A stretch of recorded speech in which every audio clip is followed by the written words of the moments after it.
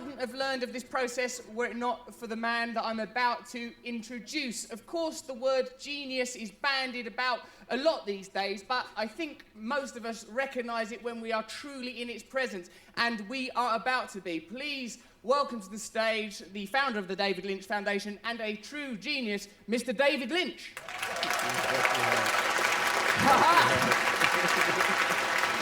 It's such an impersonation. It's really good. Hello. Huh? No, I'm going to go here. Good evening, ladies and gentlemen, and a big welcome to all of you. Can you hear me okay? I'm supposed to talk about this tree. This tree represents to me a phrase that Maharishi used throughout the years to describe transcendental meditation. And this phrase is, water the root and enjoy the fruit. Water the root and enjoy the fruit. Now look at this tree, if you will, and imagine the golden glow gone, no fruit, the tree bending over, and the leaves turning yellow and some turning brown. And it's not autumn. It's because the tree isn't in the greatest shape. And this represents the lives of so many of us today. And we try to attack the problem at the level of the leaves. Surface cures, trying to make each leaf green. And maybe we get a yellow leaf green or a brown leaf green, but by the time we do, we turn around and 6 or 7 leaves have turned brown or yellow behind us. They say the experienced gardener knows there's trouble with the leaves, knows the boughs are weak and the branches are drooping. The experienced gardener doesn't worry about this. The experienced gardener waters the root, and automatically the whole tree comes up to perfection. This is the process of transcendental meditation. You can look at transcendental meditation as a key that opens the door to the big treasury within. The unbounded ocean of pure, vibrant consciousness within every human being. The unified field, being, the self with a capital S, many names for this deepest level of life. And this consciousness has qualities: unbounded intelligence, creativity, happiness called bliss, energy, love, power, dynamic peace. Transcendental meditation is a mental technique, an ancient form of meditation that allows any human being to dive within through deeper levels of mind and intellect, the border of intellect, transcend and experience that ocean of pure consciousness. And it's that experiencing of that ocean that does everything good for the human being. When you experience it, you infuse some of that, and you really begin to expand whatever consciousness you had to begin with. Every human being has consciousness, but not every human being has the same amount. And you say, well, what's the big deal about consciousness? What is consciousness? If you didn't have consciousness, you wouldn't exist, and if you did exist, you wouldn't know it. It's the I amness of life. We can only say I am because of consciousness and all those positive qualities. With transcendental meditation, you can expand that consciousness. And there's a side effect to the expansion of consciousness. The side effect is negativity starts to recede. Negativity cannot live in the growing light of this consciousness. More consciousness you have, the less negativity can affect you. So you can see anxiety, stress, traumatic stress, tension, sorrow, depression, hate, anger, rage, need for revenge, fear start to lift away. Such a blessing to have this lift away, so much freedom, such a relief. And this process of expanding consciousness is a process of unfolding the human being's full potential. The full potential of the human being is infinite consciousness, called enlightenment. Enlightenment is the ultimate fruit of this process of transcending, watering the root. Enlightenment, on the way to it, life just gets better and better and better. Real change for the good truly begins within. So, ladies and gentlemen, water the root and enjoy the fruit. Thank you. If you look at what it fundamentally does, Transcendental Meditation, this is a study done with subjects with high blood cholesterol. It's a one-year study looking at people who practiced TM for that year. And it was associated with a significant reduction in total cholesterol by about 10%. That's 30 millimeters of cholesterol. Now, if you're on a medication for cholesterol, we hope you can get 30 millimeters lower in your blood cholesterol. Well, this happened through Transcendental Meditation alone. Cholesterol is the first big risk factor we talk about with heart disease. The second big risk factor, this is a randomized clinical trial finding improvement in the levels of insulin resistance, glucose, even insulin levels themselves in over 100 people who had coronary blockages after just 4 months, 16 weeks of TM practice. Dramatic changes reflected that were significantly greater than just teaching people about their health. That's the second part of the problem we have with heart disease, which is diabetes. The third big one, but this one, by the way, was funded by the NIH, so it's a reputable organization supporting this work. The next study looked at a randomized trial of hypertension sufferers, people with high blood pressure, showing that Transcendental Meditation produced significant reductions in systolic and diastolic, the high number and the low number of the blood pressure, of 11 and 6 millimeters respectively. Those are big numbers. We don't get that kind of result all the time with medications. Now, those three things, high cholesterol, high blood pressure, and high blood sugar, those three things drive heart disease. And this last image is probably, for me, the most important. This is an image looking at Transcendental Meditation effects on reducing mortality, heart disease, and stroke. By how much? By 47%. It was a long-term randomized trial in older African-American patients with coronary disease. This kind of a stunning impact, unimaginable in the Transcendental Meditation group. And when you talk about all causes of death, and you can reduce them by that much, as well as non-fatal strokes and non-fatal heart attacks, these are spectacularly large impacts. Now, that's the data. That's the hard data about how we can get people to live longer and live better. And we're going to begin the story right here in New York City with the Doe Fund, which is a highly successful reentry program for men who were recently incarcerated or were homeless. This visionary program was made feasible by my friend David Lynch, who's been teaching us tonight and teaches all the time how we can see the extraordinary in the ordinary. And he's a strong believer that how you do anything is how you do everything. And he brings that exact same passion as we need to the movies he makes, but also to the changes in our life. Because our job, I think, is to help the weakest among us. God bless you. Take a look at this.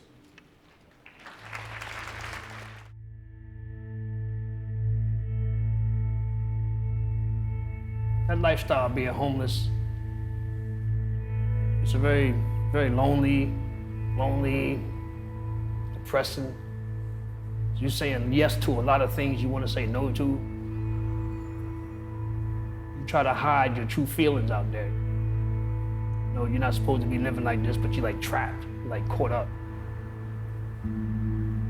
I thought I would die at it. I really did. I thought, you know, there's no way I can get out of this. A typical day living in the streets is like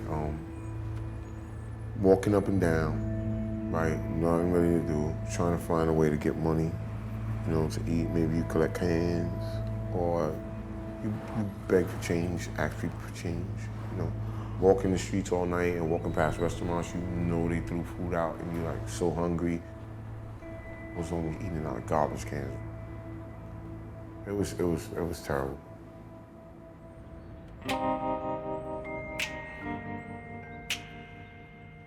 Coming to the Doe Fund was the best thing that happened to me. You have a place to live, a safe environment to live in, right? You're sure to eat 3 meals a day. They have all the tools you need to start your life over if you're serious. I learned about Transcendental Meditation, TM, at a house meeting. Somebody talked to me about TM, you know what I mean? And I didn't know what it was. You know, all I knew is that I was so stressed out. I just heard meditation, and I was like, well, let me try it. you know, maybe to help me. At first I thought, okay, we're gonna meditate for 20 minutes and I'm gonna get some rest. I didn't know anything about the healing process. I didn't know anything about the rejuvenation, you know, the relaxing of the nerves. You know, I'm like, TM does all that. You know what I mean? It heals your body, what? You know, you can think again with your brains. Oh yeah, I need this. When I meditate, all the outside pressure, all the things that, you know, are going on in my life just seems to go away for that 20 minutes. And then when it's over, you know, I'm ready to deal with them again. I was just so frustrated, full of misguided anger. I didn't know where to direct it to, so sometimes I gave it to my counselor. But he was always understanding with me, but he would say, you know what, you gotta stop talking to people like that. You gotta stop that, man, you know. But when I started doing TM, like I said, I didn't even realize it. I'm not doing that no more. People say, you know what, yeah, you look very relaxed today. And there's not a whole lot of craziness. I'm just sitting there calm, you know, and it's surprising even to me. I'm a part of something greater, a lot bigger. And meditation has helped me with that, to realize, to connect with that. I feel that inner peace within me. I feel that calm spirit. The gift of Transcendental Meditation, you know, as another tool, you know, for me to deal with life on life terms. This is the best kept secret in town.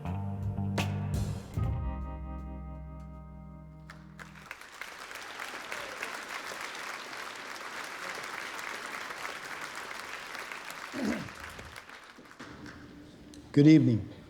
My name is Nazarene Griffin, and I'm the director of the Doe Fund's Harlem Center for Opportunity.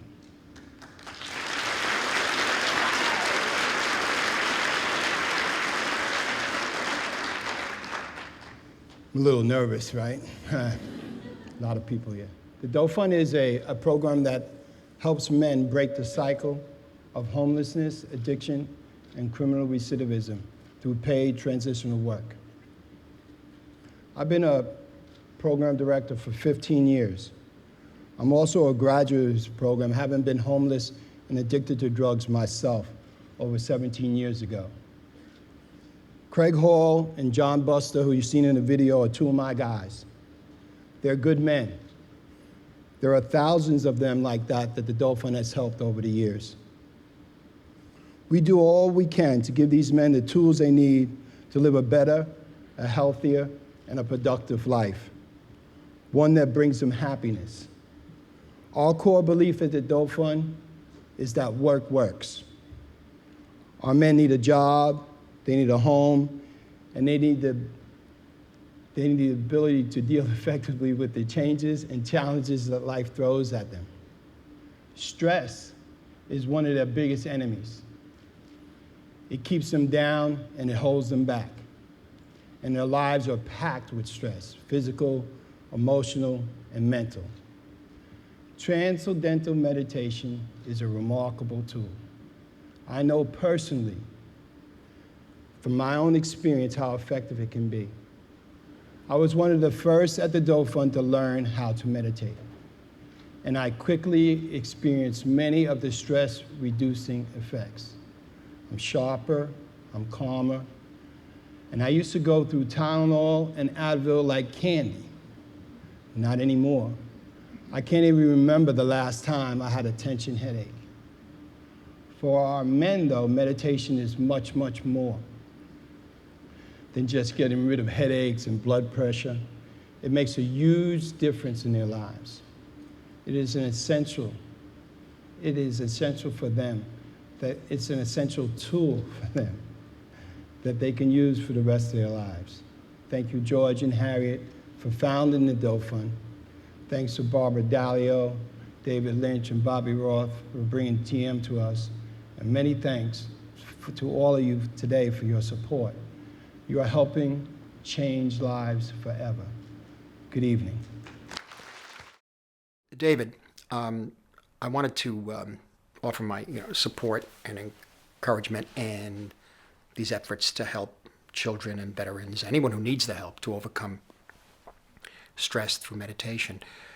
Of course, a lot of drama is projected onto the screens of our consciousness, our minds, day and night, patterns that you learn from childhood, intrigues, resentments, hatreds, and terrors. And the most difficult ones, the most wrenching anxieties can be triggered by anything at all. They come upon us and grab a hold of us. And we identify them as real because they're so immediate. And I guess the common response is to tough it out. In other words, to suffer. Now, I've been a firm believer in suffering all my life. My pictures are kind of volatile, and they certainly can attest to that. And yet, recently, I learned that you may not have to suffer to make them as much. May not be the way it's supposed to be. I think of children. Children are particularly susceptible to absorbing the anxieties, their anxieties. They look at the adult world. They see a scary place, big. They try to read the looks and the gestures of the adults. They try to master it all, whether it's homework, mathematics, or the entanglements, the emotional entanglements between the parents. And for veterans who've endured the trauma of war, I can only imagine the potential barriers, the fears and the suffering. So for the last few years, I've been practicing meditation, trying, and it's difficult to describe the effect it's had on my life. I can only mention maybe a few words: calm, clarity, a balance, and at times a recognition. And it's made a difference. On this night, as you're trying to raise the funds necessary to bring meditation, transcendental meditation, to students, veterans, homeless men and women, Native Americans, anyone suffering from strong stress, I want to thank you. And I encourage all of you gathered here tonight to support this foundation, David's Foundation. Thanks and good night.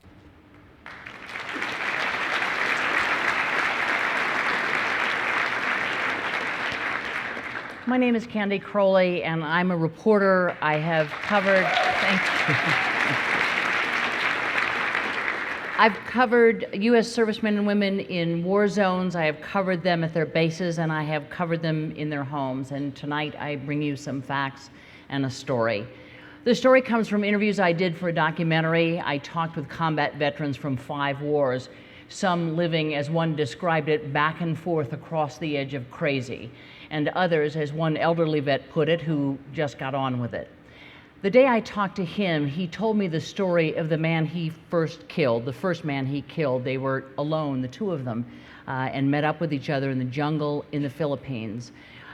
He was 10 feet from this Japanese soldier when he killed him, and I said, "What was your first reaction?" And he said, "Well, I did what we were taught to do, and that was to go through his pockets and his gear to see if I could find some maps, because perhaps we could find where an arsenal was in the jungle." And he said, "But we were always so hungry because food wasn't around at a mess hall somewhere." And so he said, as I was going through his gear, I found a packet of rice.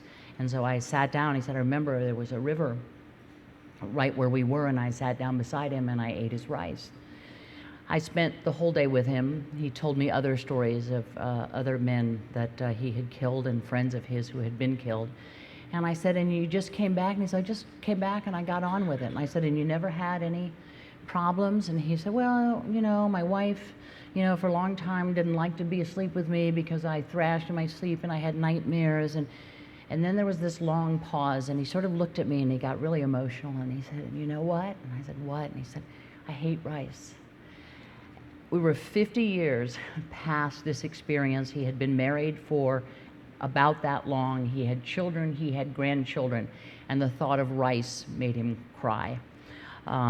They need our help. I think this is a wonderful night for a wonderful cause for veterans across the years. Now, some facts. In fiscal year 2010, more than 408,000 vets with a primary or secondary diagnosis of PTSD were treated at VA medical centers and clinics. The VA says on average 18 veterans commit suicide every day. Approximately 40% of homeless men are veterans. It is estimated that nearly 50% of veterans with symptoms of PTSD have not received any help for it, and many who have received help have not received enough. Dan Burks was 19 when he enlisted to fight in Vietnam. December 18th, 1967, Newsweek. Yeah, 5 days after my birthday. This is a story called The Day's Work. And this is my unit. We went out and got ambushed. And this is me, doing my job. We were attacked at this place called Buda. That fight went on for 2 weeks. 2 weeks. 2 weeks. The first night, I killed 14 people.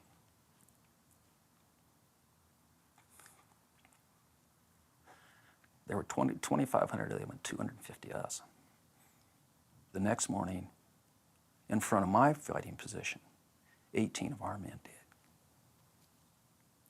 So this is very, very, very distressing, and it creates huge amounts of distress in your system, And then later in the magazine, coincidentally, is this. This is an article about Maharishi Mahesh Yogi and a couple guys in my platoon. One of them got the magazine, and he came running over. He said, "Parks, you got to read this." So I did, and I said, "I'm going to do that. I'm going to do that," because it talks about stress release, about becoming a whole person. So then the next part of the story is getting home, and that's a whole big deal because things changed. Things changed. All of a sudden, you're in a different culture. All these people don't understand you. They have no idea. They don't realize that you're always still in the rubber plantation of the jungle. You're always on an adrenaline high. You're looking to protect your buddies. You're looking to protect yourself. You're looking to kill the enemy. I stopped talking to my parents. I had really bad relationships with other people. I did not feel happiness. I did not feel sorrow. I did not feel surprise. My feelings were gone. So one day, my wife comes home, says, "Hey, I saw a poster about Transcendental Meditation." And I remembered that article in that magazine about Maharishi, and that I said I was going to do this. And so I go in, and he says, "Okay, sit down, do this." And I could not believe what happened. It was the difference between heaven and hell. It was absolutely transformational. All that feeling of stress and all that feeling of heaviness, I could feel it melt away from my head to my feet. And from that moment on, things changed. Things changed. No more drugs, no more alcohol. Life changed. My emotions came back. My life came back. Now it is my pleasure to introduce a man of conviction, a man who doesn't talk too much, but who is a staunch supporter of the David Lynch Foundation, coming to you from California, Clint Eastwood.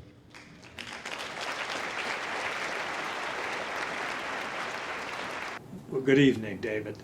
I just want to apologize for not being able to be there tonight at the Metropolitan Museum and be there for the David Lynch Foundation and the Wounded Warrior Program. I think I'm a great supporter of Transcendental Meditation. I've been using it for almost 40 years now. And I think it is a great tool for anyone to have and to be able to utilize as a tool for stress. And stress, of course, comes with almost every business, but especially considering the stress that our men and women of the armed forces would go through, the anxieties of going either in or coming from combat, and stress syndromes of various types. I think it's a great tool. I think there's enough studies out there that show that Transcendental Meditation, or TM as we all call it, is something that could benefit everybody. And I congratulate you and everyone there tonight. And again, apologize for not being there. I want to pay tribute to Captain Yellen and Colonel Brian Reese and Ed Sloman, Master Sergeant, and everyone there who is supporting this organization. I think you'll find it's a great system to use and life in general. Otherwise, why would I have been doing it all these years? Almost half of my life, I've just calculated. So have a good evening. I'm sorry I'm not there. Bye-bye. I would like to thank the great Clint Eastwood and the great Marty Scorsese for appearing here tonight via video. Their support means so much to the foundation and so much to me personally. What does science tell us about meditation? A lot. Meditation... I'm genuinely interested. That was it. Oh yeah, that would have been short. I'd have done, oh, fair enough, he's a quantum physicist.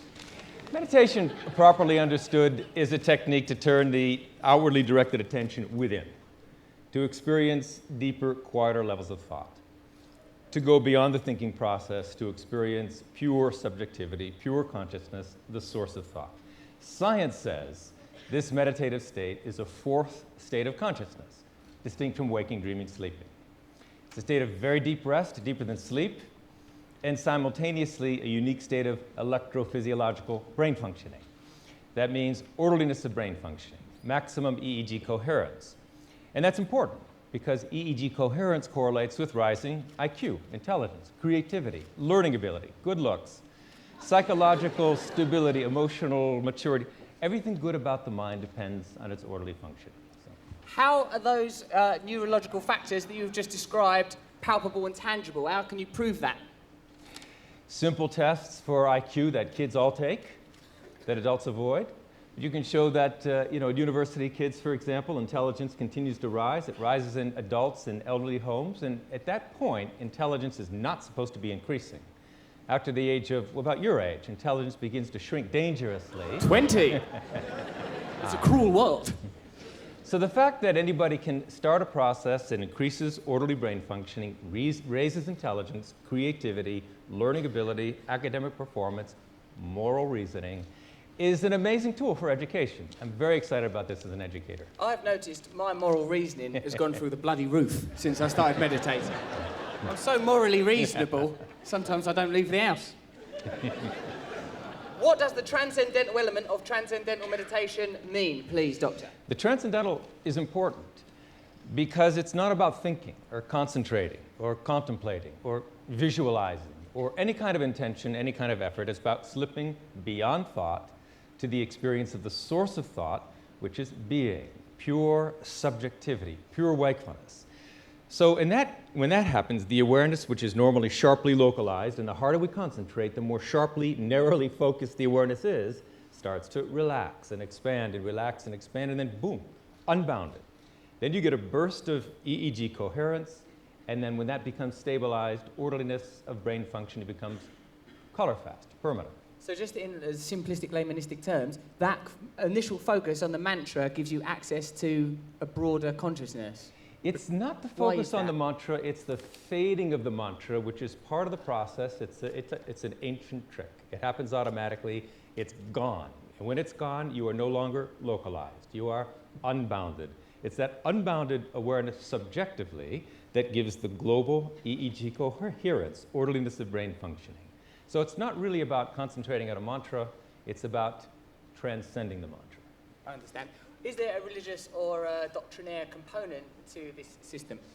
It's not a religion, it's not a philosophy, it's this technique, pure and simple, to experience the source of thought, pure consciousness. Now, people of different faiths may say, to them, it has deep religious significance. It resonates with their own beliefs.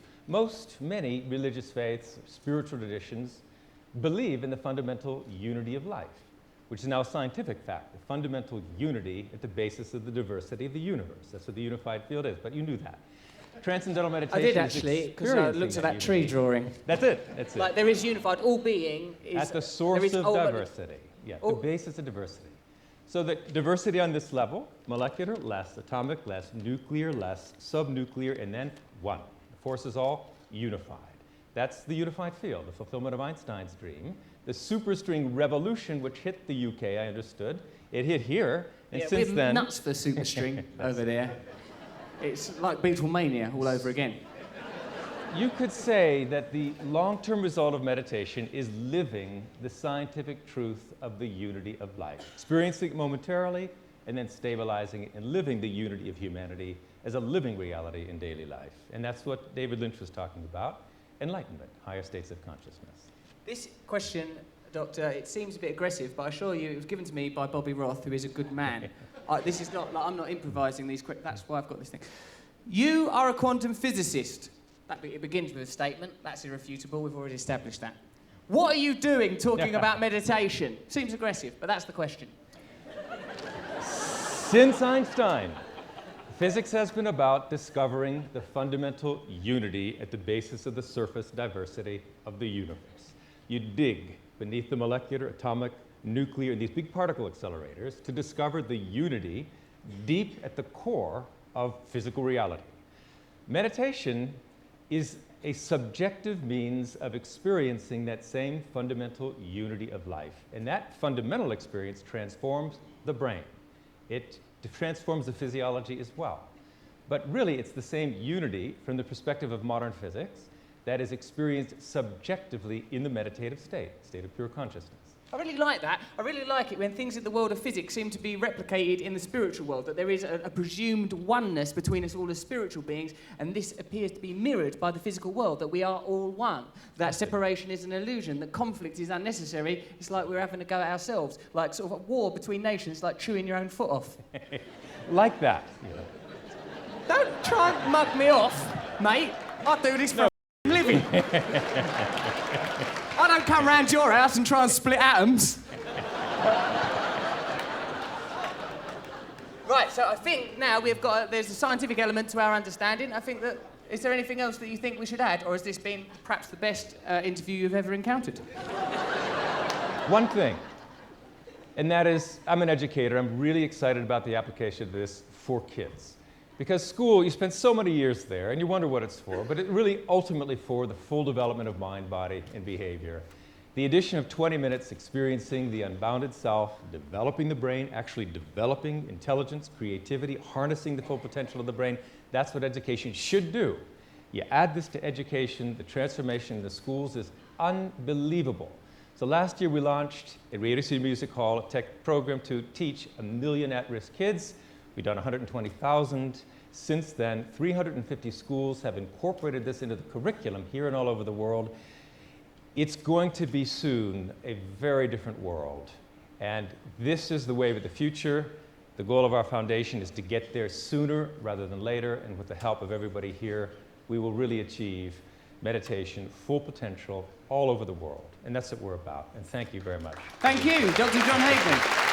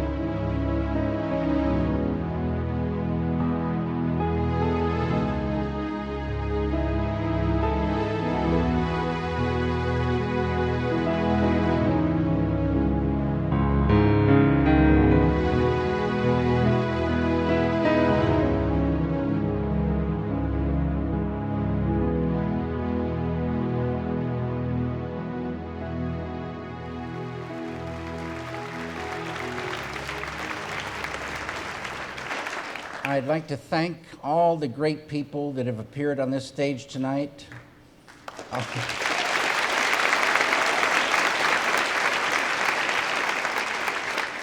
I'd like to thank all the great people behind the stage tonight.